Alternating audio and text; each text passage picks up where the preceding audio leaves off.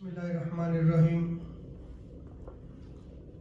مولاي صلی وسلم دائما ابدا على حبیبک خیر خلق کلہم۔ اللہ تبارک و تعالیٰ کا بے پایان لطف و کرم اور احسان عظیم ہے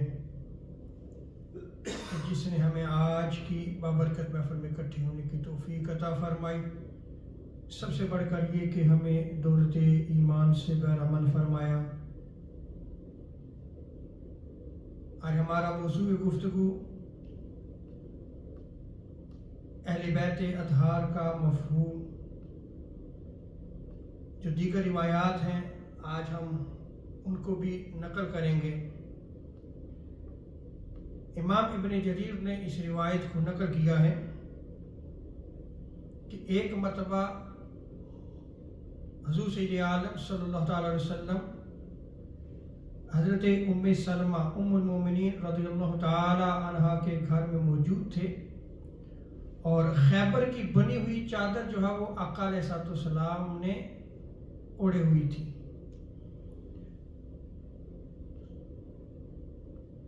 اتنی دیر میں سیدہ کائنات فاطمہ الزہرا سلام اللہ علیہا تشریف لائیں اور آپ خزیرہ بنا کر حضور کی بارگاہ میں حاضر ہوئی۔ یہ ایک سالن ہے، روٹی اور گوشت کے ساتھ جو ہے وہ بنایا جاتا ہے۔ آقا علیہ السلام نے ارشاد فرمایا، اے میری لخت جگر، جاؤ اپنے شوہر اور حسن و حسین کو بھی لے آؤ۔ تو یہ پنج تن پاک بیٹھے اور کھانا کھا رہے تھے کہ یہ آیت کریمہ نازل ہوئی، انما یرید اللہ لیذہب عنکم الرجس اہل البیت ویطہرکم تطہیرا،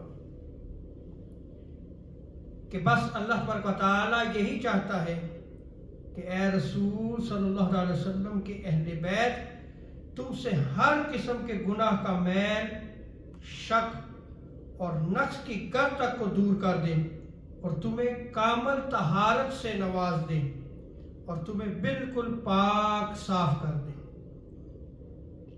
تو اندازہ لگائیں کہ یہ آیت کریمہ اس وقت نازل ہوئی جب یہ نفوس قدسیہ کھانا کھا رہے تھے۔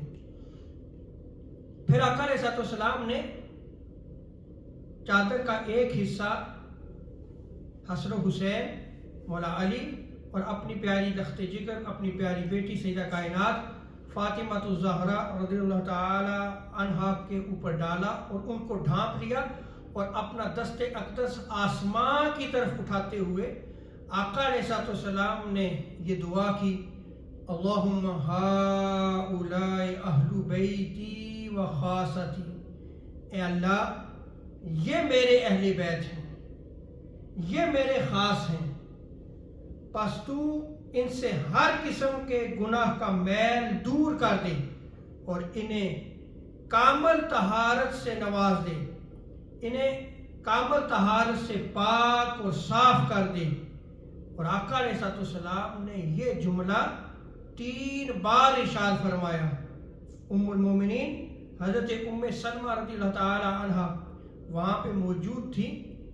آپ فرماتی ہیں کہ میں نے پردے میں جھانک کر عرض کی، یا رسول اللہ صلی اللہ علیہ وسلم کیا میں بھی آپ سب کے ساتھ ہوں؟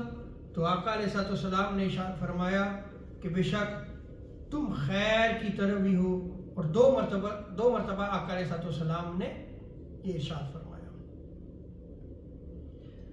اسی طرح حضرت انس بن مالک رضی اللہ تعالی عنہ کی روایت میں آتا ہے کہ 6 ماہ تک سید عالم صلی اللہ علیہ وسلم کا یہ معمول مبارک رہا کہ جب بھی نماز فجر کے لیے نکلتے تو اپنی لخت جگر سیدہ کائنات فاطمہ الزہرا سلام اللہ علیہا کے دروازے کے پاس تشریف لے جاتے اور فرماتے، اے اہل بیت نماز قائم کرو۔ اور پھر آقا علیہ السلام یہ آیت کریمہ تلاوت فرماتی، انما یرید اللہ لیذہب عنکم الرجس اہل البیت ویطہرکم تطہیرا، کہ بے شک اللہ تعالیٰ یہی چاہتا ہے کہ اے رسول صلی اللہ علیہ وسلم کے اہل بیت تم سے ہر قسم کے گناہ کا میل اور شک اور نقص کی کل تک دور کر دے، اور بے شک تمہیں کامل طہارت سے نواز کر بالکل پاک اور صاف کر دے۔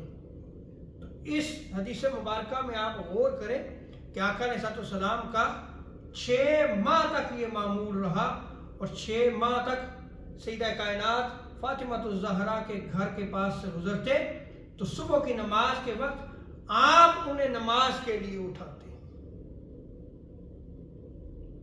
تو یہ آج ہمارے لیے بھی سبق ہے کہ جب نماز کا وقت ہو جائے تو اپنی اولاد کو اٹھانا چاہیے کہ نماز کا وقت ہے۔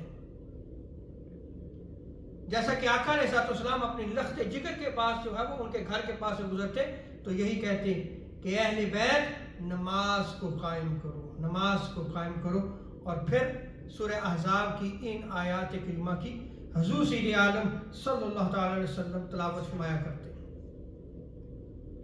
حضرت ابو سعید خدری رضی اللہ تعالی عنہ یہ جو فرمان اللہ تبارک و تعالی ہے اس کے متعلق آپ ارشاد فرمایا کرتے تھے انما یرید اللہ لیذھب عنکم الرجس اہل البیت ویطہرکم تطہیرا۔ اس کے حوالے سے آپ بیان کیا کرتے تھے کہ یہ آیت 5 ہستیوں کے بارے میں نازل ہوئی ہے۔ رسول کریم صلی اللہ علیہ وسلم، حضرت مولا علی المرتضیٰ، سیدہ کائنات فاطمہ الزہرا، حضرت امام حسن اور حضرت امام حسین علیہ السلام، ان 5 نفوس قدسیہ کے متعلق یہ آیت کریمہ نازل ہوئی۔ اور ابو جمیلہ کی روایت میں آتا ہے کہ جب حضرت مولا علی المرتضیٰ کرم وجہ کریم کی شہادت ہوگی اور منصب خلافت پر آپ کے لخت جگر آپ کے بیٹے حضرت امام حسن علیہ السلام ان کو چنا گیا۔ یہ یاد رکھ لیں کہ جو خلافت راشدہ ہے یہ حضرت امام حسن پہ ختم ہوتی ہیں، آپ بھی خلیفہ رہے۔